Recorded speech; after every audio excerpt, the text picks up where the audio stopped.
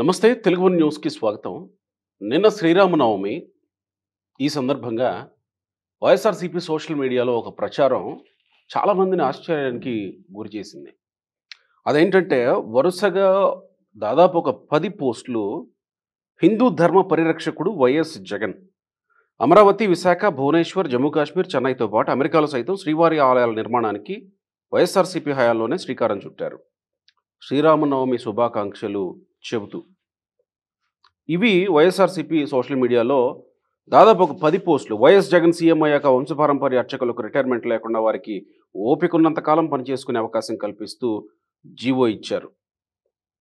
YS Jagan 5 ఏళ్ల పాలనలో 350 కోట్లతో శ్రీవాణి ట్రస్ట్ ద్వారా 2003 635 నూతన ఆలయాలను నిర్మించారు. మరో 300 ఆలయాలకు మరమ్మతులు చేపట్టి జీర్ణోద్ధరణ చేశారు.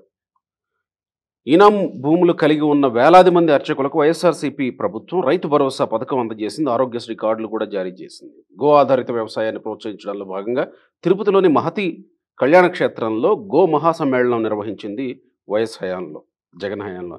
చిన్నారుల్లో దైవభక్తి పెంపొందించేందుకు వైఎస్ఆర్‌సీపీ హయాంలోనే ప్రభుత్వం గోవిందకోటి, రామకోటి కార్యక్రమానికి శ్రీకారం చుట్టింది. గోవింద, రామకోటి రాసిన పిల్లలకు వెంకటేశ్వర స్వామి దర్శన భాగ్యం కల్పించింది. విజయవాడలో చంద్రబాబు కూల్చేసిన ఆలయాలన్నింటినీ పునర్నిర్మించేందుకు వైఎస్ జగన్ 2021 జనవరి 8న ఆలయాలకు శంకుస్థాపన చేసి 2023 డిసెంబర్ 7వ తేదీ నాటికి పూర్తి చేసి ప్రారంభించారు. అర్చక సంక్షేమ ట్రస్ట్ ద్వారా పలు సంక్షేమ కార్యక్రమాలను అమలు చేసి 48.33 కోట్ల మేర లబ్ధి చేకూర్చింది జగన్ ప్రభుత్వం. వైఎస్ జగన్ ఆదేశాలతో టీటీడీ చైర్మన్ నవనీత సేవ కార్యక్రమానికి శ్రీకారం చుట్టారు. దేశీ ఆవు పాల నుంచి తీసిన వెన్నతో నవనీత సేవ కార్యక్రమాన్ని నిర్విఘ్నంగా కొనసాగించేందుకు తిరుమలలోని గోశాలని విస్తరించారు. శ్రీవారికి అత్యంత ప్రీతిపాత్రమైన నవనీత సేవకు స్వచ్ఛమైన వెన్న సమకూర్చేందుకు తీసుకున్నారు. వంశపారంపర్య అర్చకులకి ఇచ్చారు. వాళ్ళ హక్కుల్ని గుర్తిస్తూ ఎండోమెంట్ ప్రాపర్టీ రిజిస్టర్లో ఆయా అర్చకుల పేర్ల నమోదుకు నిర్ణయం తీసుకున్నది. ఇలా రాజశ్యామల యాగం నిర్వహించారు. ప్రతి పౌర్ణమికి పున్నమి గరుడ సేవ నిర్వహించేలా ఏర్పాట్లు చేశారు. 600 సరే ఇంకా చెప్పండి. ప్రతి సంవత్సరం బ్రహ్మోత్సవాలు నిర్వహించారు. తిరుపతి దేవస్థానం పొద్దున్నే తెల్లారులో హారతి ఇచ్చారు. దాదాపు అలాగే సన్నిధి గోళ్ళు వచ్చి తలుపు తీసి కూడా ఇవన్నీ చెప్పండి. దాదాపు 10 పోస్టులకు పైగా అడుసుబిల్లి గారు మనతో ఉన్నారు.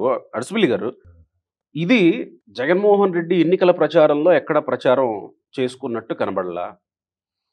పోనీ అంతకు ముందు ఎక్కడ ఇన్ని చేస్తున్నామని ప్రచారంలోకి తెచ్చిన సందర్భం కనపడలా. మొన్న వక్ఫ్ బిల్లు పార్లమెంట్లో వచ్చింది. దానికి మేము వ్యతిరేకంగా ఓటేస్తున్నామని ఓటింగ్ అయిపోయిన తర్వాత విప్పిచ్చారు. తర్వాత రాజ్యసభలో కొంతమంది అనుకూలంగా ఓటు వేశారు. అదొక విచిత్రమైనటువంటి పరిణామం. వక్ఫ్ విషయంలో మేము దీన్ని వ్యతిరేకిస్తున్నామని ప్రొజెక్ట్ చేసుకున్నారు. అక్కడ జరిగింది వేరే. శ్రీరామనవమి విషయంలో శ్రీరామనవమి వచ్చేసరికి మేమే హిందూ ధర్మ పరిరక్షకులం, జగన్మోహన్ రెడ్డి హిందూ ధర్మ పరిరక్షకుడు అని ప్రచారం చేసుకోవడానికి ఎట్లా చూడాలి? ఇప్పుడు ఎందుకు ప్రచారం చేసుకుంటున్నట్టు? జగన్మోహన్ రెడ్డి వాళ్ళ గ్యాంగ్ వాళ్ళ పేపరు మీకు ఈ విష ప్రచారంలో వాళ్ళు కొట్టిన వాళ్ళు ఎవరు లేరండి. దుష్ప్రచారం, అబద్ధాల ప్రచారం. ఎందుకంటే తిరుపతి దేవస్థానం ఇప్పుడు మీరు చదివినవన్నీ కూడా మేమైతే రోజు గుడి తలుపులు మేమే తెరిపించామని చెప్పాల్సిందే. ఇప్పుడు ఇక్కడ సుబ్బారెడ్డి, చెవిరెడ్డి, కరుణాకర్ రెడ్డి ఆ ముగ్గురు చేసిన అరాచకాలు, అవినీతి, అప్రతిష్ట పాలు చేసే వ్యవహారాలు తిరుపతి దేవస్థానంలో ఈ 5 ఏళ్ల పాటు చూసాం. దేవస్థానం దర్శనం టిక్కెట్లు కూడా అమ్ముకు తప్పిన జనాలు వీళ్ళు రోజాతో సహా గుంపులుగా బారులుగా గ్యాంగులుగా వెళ్ళి ఎంత దారుణాలు చేశారండి. అక్కడ మంచినీళ్ళు సీసాలు పెట్టి పర్యావరణం రక్షణ అంటారు దాన్ని. మంచినీళ్ళు సీసాలు పెట్టి గాజు సీసాలు పెట్టి అంత ఇబ్బంది పెట్టేశారు భక్తుల్ని. కనీసం కింద మొదటి 2 సంవత్సరాలు మండు టెండలో కాళ్ళు బొబ్బలు ఎక్కిపోతుంటే కనీసం మ్యాట్ కూడా వేయలేదు. వైట్ పెయింట్ వేస్తారు, అది కూడా వేయలేదు. తర్వాత ఆటోమేటిక్గా తిరుపతి దేవస్థానం పాలక మండలి ఉంటుంది. పాలక మండలిలో ఏ పనికి మాలోడు ఉన్నా కొన్ని పనులు దాని అంతటా జరుగుతాయి. అలాంటి పనికిమాలినోడు సుబ్బారెడ్డి అక్కడ ఉన్నాడు. ఖచ్చితంగా అన్యమతస్తుల చేతిలో ఉంది అది, అందులో అనుమానం లేదు. కొన్నిసార్లు చిన్న లోటుపాట్లు ఎవరు అధీనంలో ఉన్నా వస్తాయి. అర్చకుల అనువంశిక అర్చకులకి వంశపారంపర్యాన్ని శాశ్వతం చేసి నువ్వెవడవయ్యా? అదే వంశంలో ఇంకెవరు ఉండరా? మరి వాళ్ళందరి పరిస్థితి ఏంటి? ఎక్కడో చోట పులి స్టాప్ పెట్టి వాళ్ళ వారసత్వానికి అందించాలి. మన మన దేశ సంపద, వారసత్వ సంపద, విద్య, వైద్యం, వైజ్ఞానికంగా కూడా మనకు ఈ ప్రపంచాల్లో ఈ మేటి సంపద మంది, నాగరికత మంది. మీలాంటి పనికిమాలిన వాళ్ళు చేసిన పనుల వల్ల తర్వాత తర్వాత వాళ్ళకి ఆ వారసత్వం అందించక అక్కడితో కట్ అయిపోయింది. అంటే రమణ దీక్షితుల్ని రిటైర్మెంట్ ఇచ్చేసి పొమ్మంటే పెద్ద హంగామా చేశాడు అవునండి. కదా, అందుకనే ఏమన్నా రిటైర్మెంట్ లేకుండా రమణ చేశాడు. దీక్షితులు గారిని రిటైర్మెంట్ తీసుకుని గోపి గారికి కానీ అడిసిమల్ శ్రీనివాసరావు కానీ ఇవ్వలేదు కదా అక్కడ. అవును. అక్కడ ఆలయంలో ఆ అర్చకులు వంశపారంపర్యంగానే ఇచ్చారు కదా. అక్కడ ఎవరో ఒకరికి అవకాశం ఉన్నవాళ్ళు సీనియర్ ఇస్తారు. అంతేగాని మీకు నాకు ఇస్తే అయ్యో తప్పది వాళ్ళకి ఇచ్చేసారు అని చెప్పాలా.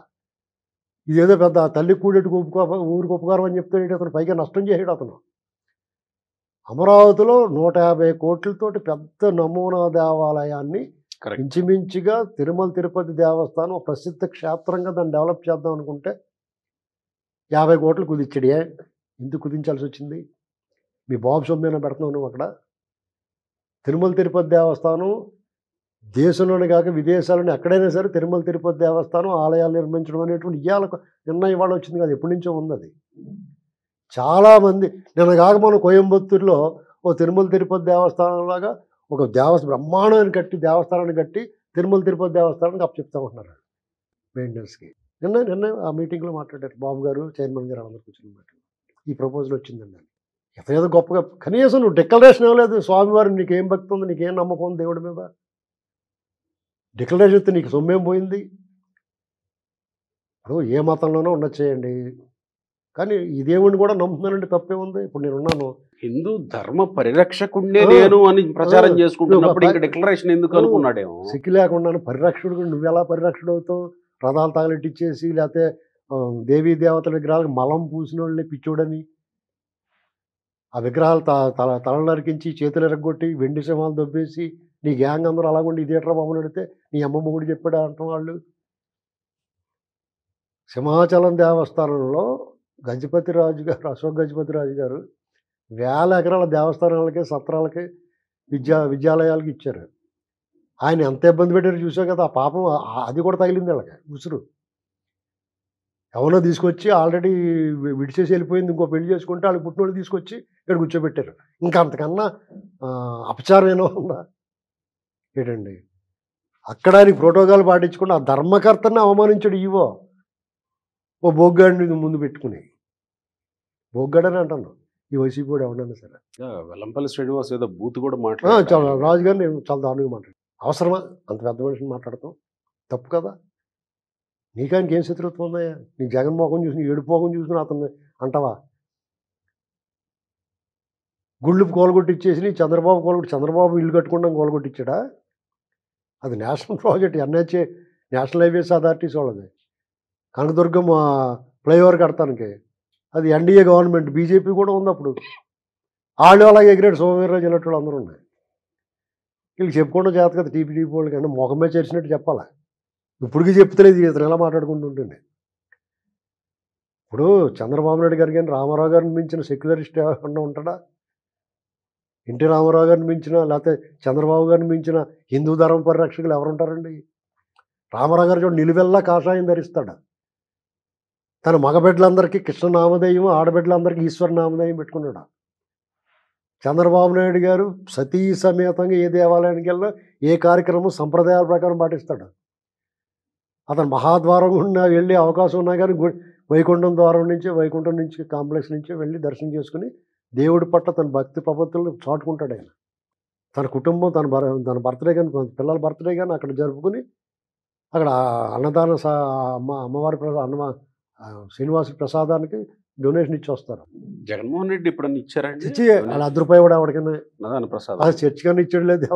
దశంభాగం ఇవ్వాలి కదా. అతను దశంభాగం ఇవ్వాలంటే 100 కోట్లు, లక్షల కోట్లు అయిపోతుంది. అతను దశంభాగం ఇచ్చాడు అనుకోండి చర్చికి. జీతం అతను 3-4 లక్షల కోట్లు కొట్టేసాడు. దశంభాగం అంటే 30-40 వేల కోట్లు ఇచ్చేయాలి చర్చిలకి. జీతంలో నుంచి ఇవ్వాలనుకున్నాడేమో. జీతం తీసుకోడు కదా, అందుకని దశంభాగం ఇవ్వలేదేమో. ఇది ఆదాయమే కదా. ఎక్కడో కట్టించే నువ్వు దేవాలయం నువ్వు కట్టించేదేంటి తిరుమల తిరుపతి దేవస్థానం కట్టించుకుంటుంది. అమరావతిలో కట్టించేది కూడా అదే తిరుమల తిరుపతి దేవస్థానమే. నువ్వు దాన్ని ఆపిచ్చేసావు. ఎంత అతను తెలివితేటలు అనుకుంటాడంటే అతి తెలివి.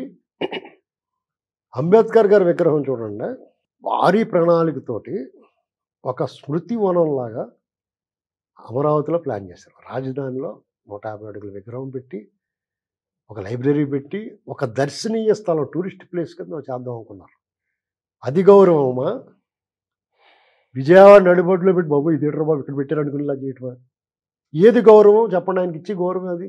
ఇప్పుడు పైకి చెప్పలేకపోయినా 300 మందికి ఇష్టం ఉండదు. అది చెప్పుకోలేకపోయారు రకరకాల ప్రాబ్లంల వల్ల, ఆ సెంటిమెంట్ సెన్సిటివ్ మ్యాటర్ వల్ల. సెన్సిటివ్ ఇష్యూ కదా. అదే నీకు అమరావతిలో పెడితే ఎంత ఆ బౌద్ధులు, ఆయన బౌద్ధం స్వీకరించాడు. నా ఆచార్య నాగార్జున అడిగాడు నేల, కరెక్ట్. ఆ స్థలం క్షేత్రం ఏకంగా మీకు ఆ బౌద్ధులందరూ అడిగి వచ్చి చేరిపోతుంది, బ్రహ్మాండంగా ఉండేది. ఆ మహనీయుడికి ఇచ్చి గౌరవం నువ్వు ఏం చేసావు? తగ్గించావు. నిత్యం రద్దీలో జాతపడి కనీసం అటుపక్క చూస్తాను కూడా ఉండదు, ఎవరిని దారిపోయి కూడా చూస్తాను ఉండదు. కరెక్ట్. ఎక్కడో నందిగాం నుంచి చూడాలి, అలాగా కంచికచర్ల నుంచి అక్కడి నుంచి కనపడుతూ ఉంటుంది. అదే అక్కడ పెట్టుకుంటే ఎంత బాగుండండి. ఇలాంటి పనులు చేస్తాడన్నీ చేసి నేనేదో ఉద్ధరించేయను అంటాడు. నా ఎస్సీ నా ఎస్టీ అని మాట్లాడతాడు. ఇవాళ పేపర్లో ఏమి రాశాడండి? ఒక మాల ఒక కమ్మ అని రాశాడు. కులాల పేర్లు రాయొచ్చాను, సమాజం వచ్చి చిచ్చు పెట్టచ్చా? వీళ్ళు కూడా ఆ పేపర్ని ఎందుకు ముగించరండి? వీళ్ళు కేసు పెట్టి ఎందుకు లోపలేరు? ఏం డాక్టర్ సుధాకర్ దళితుడు కాదా? ప్రసాద్ శిరోమణిని చేయించుకున్న ప్రసాద్ దళితుడు కాదా? పిల్లికోటి దళితుడు కాదా? స్టేషన్లో కొట్టేసి వీడియోలో చూశారు. నాగమ్మ దళితురాలు కాదా? ఇప్పుడు ఎందుకు ప్రచారం చేసుకుంటున్నాడు ధర్మ పరిరక్షకుడు అని? సుబ్రహ్మణ్యం చంపేసి ఇంటికి డెలివరీ ఇచ్చిన అతను దళితుడు కాదా? వద్దాం, ఆ విషయంలోకి వద్దాం. ఇప్పుడు ఇతను ధర్మ పరిరక్షణ అనే ధర్మ పరిరక్షణ చెప్పుకుంటా అంటే నేను చెప్పేది ఏంటంటే వీళ్ళు చేసి అన్ని ఒకటిని చెప్పి ఒకటిని, అతను దారి అడ్డదారి, అతను మాట్లాడేదంతా అబద్ధం, బొత్తికే అబద్ధం. అతను ఆడేది ఫౌల్. ఎలక్షన్ల ముందు ఎందుకు ప్రచారం చేయలేదు ఈ విషయాన్ని? అంటారండి, అన్నీ గుర్తుకొస్తాయి కదా ఇవన్నీ. అతను అప్పుడు ఆ మాటలు చెప్పాడు అనుకోండి, ఇవన్నీ గుర్తుకొస్తాయి కదా. అప్పుడు ఇంకా ఆ 40%లో సగం మంది పోతారు. ఇప్పుడు వక్ఫ్కి అది అంత మోసమో చూడండి. వ్యతిరేకంగా చేశాడని బ్యాలెన్స్ చేయడానికి ఏమన్నా ఇప్పుడు ధర్మ పరిరక్షకుడు అని అదే మీకు దాన్ని బ్యాలెన్స్ చేయడానికి అన్నట్టుగా ఈ చేసే పనులు ఎలా వక్ఫ్కి ఎంత పిల్లి మొక్కలు వేశారు. లోక్సభలో ఒకలాగా, రాజ్యసభలో ఒకలాగా. ఎందుకు ఏంటి అవసరం నీకు? నువ్వు పెద్ద తోపు తురుము అంటారు కదా. ఒక్కడే వచ్చాడు, ఆ సిగ్గులేకుండా ఉండవాలి కూడా అంట. ఒక్కడే వచ్చాడు, ఒక్కడే ఓడిపోయాడు అంట. ఒక్కడే వచ్చాడు, నీ కళ్ళు మూసిపోయినాయి. అతను ఒక్కడే రాలేదు. మోడీ ఉన్నాడు, కేసీఆర్ ఉన్నాడు, అందరూ ఉన్నారు అతను వెనకాల. కుల సంఘాలు ఉన్నాయి, నీలాంటి వాళ్ళు ఉన్నారు, రాజకీయాలు విడిచిపెట్టిన వాళ్ళు, సన్యాసులు అందరూ, రాజకీయ సన్యాసులు ఉన్నారు. ఒక్కడే లేడు అతను. మీ అందరూ అదృశ్య శక్తి దెయ్యాలు చేతబడి చేసింది, కొంచెం దెయ్యాలు పెట్టుకుంటారు కదా వెనకాల చేతబడి చేసిపోడు. అలాగా స్వరూపానంద స్వామి ఉన్నాడు, అతను రాజశ్యామలాగం చేసాడు. రాజశ్యామలాగంగా చేతబడి చేసాడు అతను చేతబడి చేస్తాడు, స్వామి కదా అతను. నేను డైరెక్ట్గా చెప్తున్నాను. ఇప్పుడు ఏడు ఎక్కడున్నాడు? ప్రజాక్షేమం, సంక్షేమం, హితం కోరివాడు, సమాజ హితం కోరివాడు చేసి పనులు చేశారా? నువ్వేమో కొంతమంది చేత పొగిడించుకుని వాళ్ళకి ఎదురు చేసి ఆ చిన్నజీరి స్వామి అంటాడు. ఇతను బిడియంగా ఉన్నాడు, ఎంత వినయంగా ఉన్నాడు అంటే అతనిలో వినయంగా అనిపించిందండి అతనికి. ముచ్చెంతల్లా విగ్రహం ఓపెనింగ్ అప్పుడు అలాంటి స్వాములు అంటే అబద్ధాలు మాట్లాడచ్చా? అతను అరాచకం చేస్తుంటే, అవినీతి అక్రమాలు దోపిడీ చేసేస్తుంటే అతను వినయం ఇంకా పైకి రావాలి. ఇంకెక్కడ పైకి వెళ్ళాడు? బాగా వెళ్ళాడు పైకి. ఇప్పుడు మళ్ళీ రికార్డు మార్చేసి లోకేష్ వాళ్ళందరికీ కూడా సాల్వాలు చెప్పేస్తున్నారు. ఆ ఛాన్స్ లేదు స్వరూపానందకి. ఇత్తడి తపేడాన్ని జగన్కే ఇచ్చాడు ఛాన్స్ తోమడానికి. వీళ్ళు తోమనన్నారు. ఇత్తడి తపేడా చింతపండు వేసి తోమితే తళతళ మెరుస్తుంది, పాల తపేడాలో ఉంటుంది, ముఖం అవుతుంది. అంటే ఇప్పుడు బుడ్డి మరసేముని పెట్టాడు అక్కడ ఆలోచించండి. మూతున్న స్మరసింపు ఉంటుంది కదా. ఆ ఆశ్రమంలో ఉన్న చెట్ల కొమ్మలు, ఆకులు కూడా జగన్ ముఖ్యమంత్రి కావాలని కోరుకున్నాయంట. అవును, అదే గుండు కొట్టుకున్నట్టు జగన్ అండి. అందుకని ఆ ఆశ్రమాలకి ముఖ్యమంత్రి చేద్దామని ప్రజలు ఇది వద్దన్నారు. అతను ఖచ్చితంగా హిందూ మతాన్ని నమ్మడం, ఆచరించడం, హిందూ ధర్మ ప్రచారం చేయడు. కానీ ఈ చేతబడులు నమ్ముతాడు అతను జగన్. ఈ నుంచి చేతబడులే చేయించుకోడు, క్షుద్ర పూజలు ఏమో అవుతే పని అవుద్దని. ఇప్పుడు ఏంటి బ్యాలెన్స్ చేయడానికే చేశాడు అనుకో. ఏమి చేసినా నమ్మరండి. నీకు ఒక్కసారి విశ్వసనీయత కోల్పోయిన తర్వాత నీ ముఖం ఏడుపు ముఖం, నీ ముఖంలో మోసం ఉందని తెలిసిన తర్వాత నిన్ను ఏ పిల్లు మొగ్గలేసినా నీకు పని జరగదు. ఆ చరిత్ర అయిపోయింది. అతను కొత్త మొహం పెట్టుకోవడానికి లేదు, అన్నీ వాడించండి. చూడ ఏముందో అంటే అన్ని మాస్కులు వాడేసేవాడిని బహుమానం అంటున్నారు. విక్టిమ్ కార్డు మా నాన్న చంపేశారు, మా సార్ నన్ను చంపేశారు, అది అయిపోయింది. నన్ను కత్తిచ్చి పొడి చేశారు, అది అయిపోయింది. నన్ను రాయిచ్చి కొట్టేశారు, పని జరగలేదు. మనం చూశారు కదా. ఇక నువ్వు వాళ్ళ అమ్మని చంపేసినా చెల్లిని చంపేసినా కానీ అది పని జరగదు. ఇప్పుడు మళ్ళీ దళితుల్లో విడదీసి, మాదిగా మాలా విడదీసి చూసారా అక్కడ ఆడెవడో అన్నాడు కొవ్వొక్కి, మీరు డైరెక్ట్గా అన్నారు, మీరు ఆడ అన్నాడో తెలియదు. కులం చూసి దెబ్బలాటలు ఉండవండి అక్కడ. అసలు వాళ్ళు ఏంటి ఇలా తయారయ్యారు. మొన్న పాస్టర్ కూడా అలాగే తీసుకొచ్చారు. ఏది దొరుకుతుందో దాన్ని. వీళ్ళు చాలా అప్రమత్తంగా ఉండాలి. కూటమి ప్రభుత్వం మనం గెలిచేసాం, మనం మంచి పనులు చేసుకుంటా పోతాం, మనం అభివృద్ధి చేస్తాం, జనాలకు మనం సంక్షేమం చేస్తాం, మనకి తిరుగులేదు అనుకోకూడదండి. నిత్యం ఆ మంచినీటి సరస్సులో ఏదో మూల నుంచి విషం కలుపుతుంటే మీరు ఎక్కడ కాపలా కాసుకుంటారు. సమాజంలో మెదడుని దానికి తోడు ప్రొఫెసర్ నాగేశ్వర్ ఉంటాడు, తెలకపల్లి రేపు ఉంటాడు, సాయి ఉంటాడు, అటువంటి ఇటువంటి మాట్లాడతా. ఇలాంటి వాళ్ళందరూ నువ్వు ఎక్కడ తట్టుకుంటారు మీరు? వాళ్ళకి మీ అధికార ప్రతినిధులు అవడానికి నోరెప్పుడు రావడం పేరుగా ఉంటారా? ఎవడు మాట్లాడతాడు ఇవన్నీ? పోనీ మేము ఆడదామంటే ఎవరు రెండు మొన్నటి చూస్తున్నారు ఎమ్మెల్యేలు కట్టడం మమ్మల్ని. నిజం, నేను మొన్న ఫంక్షన్కి వెళ్ళాను. నేను ఒక ఎమ్మెల్యే పెద్ద మాస్ హీరో, అతను అంటున్నాడు అలాగా, ఎవరో తెలుసున్నట్టు. అతని గురించి 100 సార్లు రాశాను, 100 సార్లు మాట్లాడాను. ఇప్పుడు అప్పుడే చూస్తున్నట్టు ఫీలింగ్ పెట్టాడు. ఈ ప్రపంచంలో అన్ని మూలల నుంచి మాకు కూడా ఇగో ఉంటుంది కదా. ఎవరెవరో తెలియని వాళ్ళు ఎక్కడ వాళ్ళు కూడా బలి మాట్లాడారండి మీరు అని సంతోషంగా ఉంటుంది. మాకేం మూటలు పడకపోయినా కానీ. అప్పుడు నేను కూడా ఈ సార్ పేరేటని అడిగాను, నేను పక్కన ఉన్నామండి. అంతే కదా, మనం ఊరుకుంటాం, మనకి కూడా పిలకలతో టచ్ అవుతాయి కదా. మొత్తానికి అయితే జగన్ ఇంకొక పిల్లి మొగ్గ అంటారు. ఇది పిల్లి మొగ్గలు ఏంటండి, ఎన్నిసార్లు వేసినా పని జరగదండి. ఇప్పుడు ఇక్కడ ఈ సమస్య ఏంటంటే టీడీపీ కూటమి వాళ్ళు అదృష్టం. మాలాంటి వాళ్ళు దురదెక్కిపోయి మాట్లాడతాం వాళ్ళ తరపున వచ్చి. మాకు ఎర్రెక్కిపోయేలాగా వాళ్ళే మాట్లాడుకుంటూ ఉంటారు.